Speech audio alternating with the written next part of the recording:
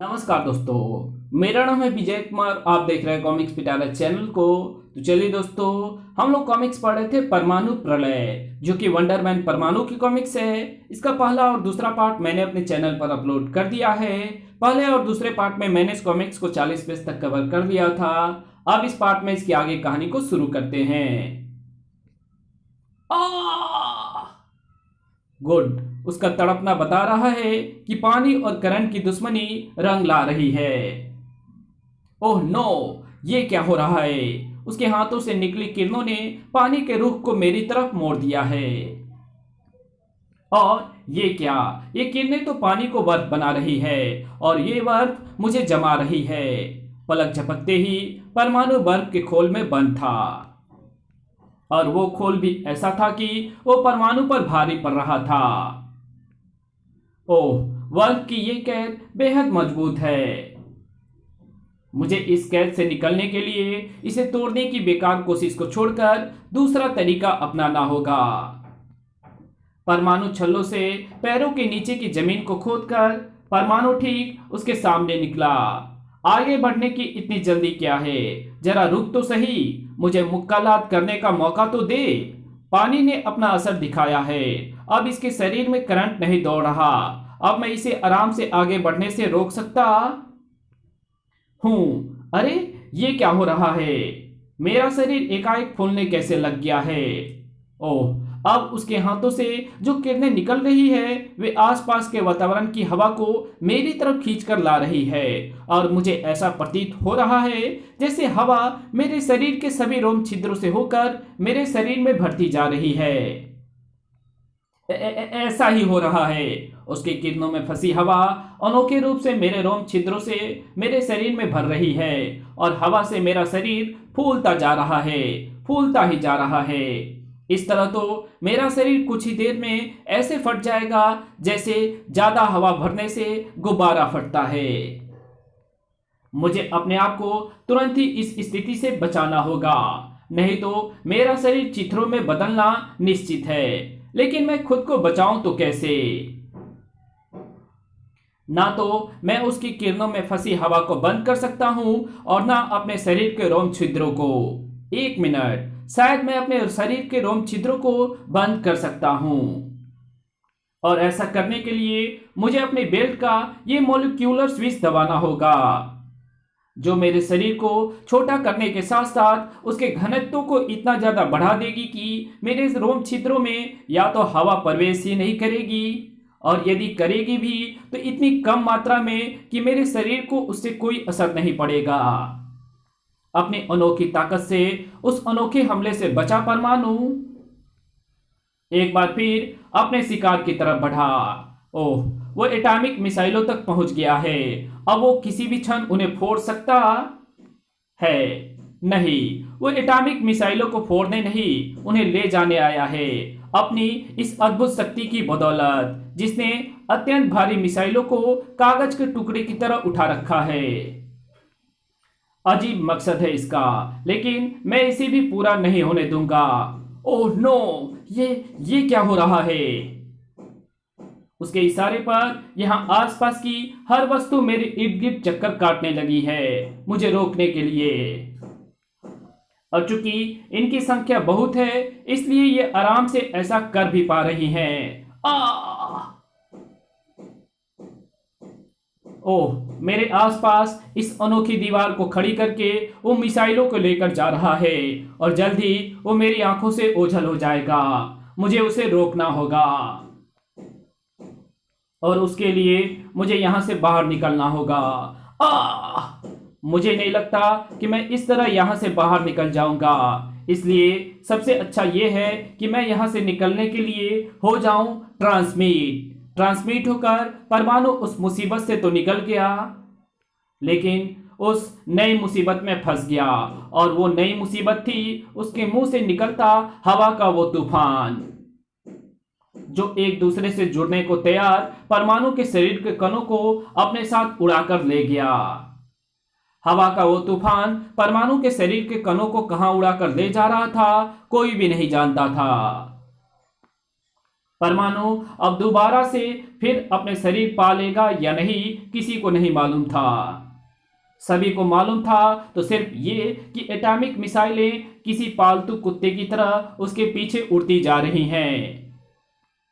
और जल्द ही तुम इस देश की एटॉमिक मिसाइलें उठा लाए हो। बहुत अच्छा किया तुमने, लेकिन सिर्फ इन मिसाइलों को लाने से कुछ नहीं होगा। तुम्हें हर देश के पास मौजूद एटॉमिक मिसाइलें लानी होगी, तभी इस पृथ्वी की रक्षा हो पाएगी।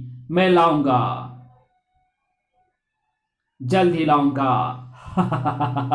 मुझे पूरा विश्वास है कि तू इस काम को बहुत जल्दी अंजाम दे देगा, क्योंकि अब कोई तुझे रोकने वाला नहीं है। उस परमाणु के बाद जिसके शरीर के कण पता नहीं वातावरण में कहां कहां बिखरे होंगे।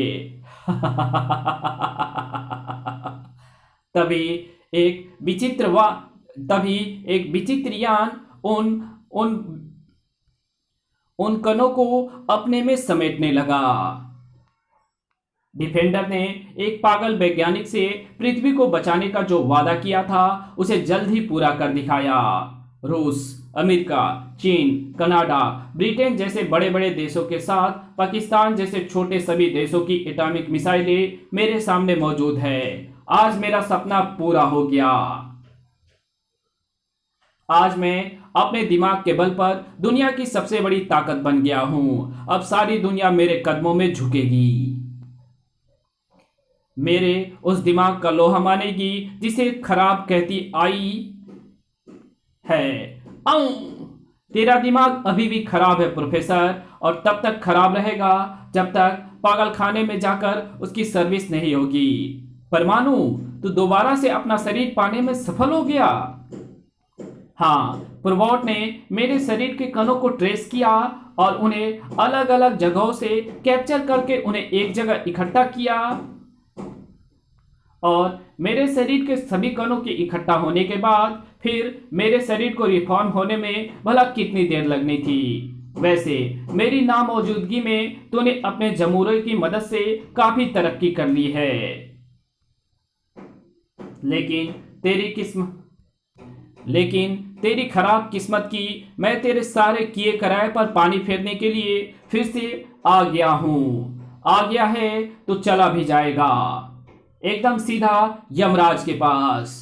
ओह, और तुझे वहां भेजेगा ये जिसे तू जमूरा कह रहा है। असल में ये एक ऐसी शक्ति है जिसे तू कभी पार नहीं पा सकता। ओफ, इसके शरीर से निकले सैकड़ों विचित्र से हाथों ने मुझे बुरी तरह जकड़ रखा है। मुझे अपनी पावर्स का इस्तेमाल करके तुरंत ही इससे छूटना होगा। ओह नो, मेरी तो कोई भी पावर काम नहीं कर रही। ना मैं ट्रांसमिट हो पा रहा हूं और ना छोटा, ना मेरे परमाणु छल्ले छूट रहे हैं और ना परमाणु रस्सी। मैं जानता हूं परमाणु कि तू अपनी शक्तियों के बल पर इसके शिकंजे से बचने के लिए फड़फड़ा रहा है, लेकिन ऐसा होगा नहीं। तू इसके रबड़ जैसी विचित्र शिकंजों में फंसा है। उनमें धरती की किसी भी पावर को निष्क्रिय करने की शक्ति है, इसलिए बचने की कोशिश छोड़कर मरने की तैयारी कर। वैसे तू ये तो जानना चाहेगा ही कि तुझे यमराज के पास पहुंचाने वाला ये जमूरा है कौन और कहां से आया है। तो सुन। और प्रोफेसर भगत परमाणु को सब कुछ बताता चला गया।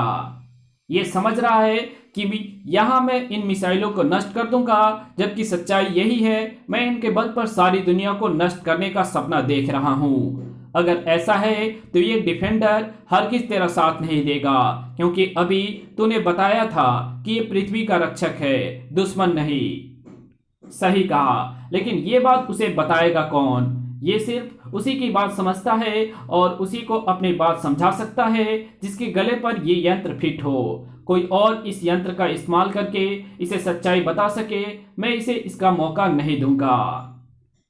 जल्द ही ये तुझे खत्म करेगा। वैसे ही मैं इसे इसके ग्रह के उस टुकड़े के बारे में बता दूंगा जिसे तूने स्पेस रिसर्च सेंटर में रख छोड़ा है। ये वहां से उस टुकड़े को चुटकियों में हासिल कर लेगा और उसे लेकर अपने ग्रह पर वापस लौट जाएगा, और पीछे रह जाऊंगा मैं इन एटॉमिक मिसाइलों से दुनिया पर राज करने के लिए। उफ, इस पागल वैज्ञानिक के कारण मेरे साथ साथ दुनिया भी खत्म होने जा रही है। और ये मेरा दुर्भाग्य है कि ना मैं खुद को बचा सकता हूं और ना दुनिया को बचा सकता हूं। मैं बचा सकता हूं।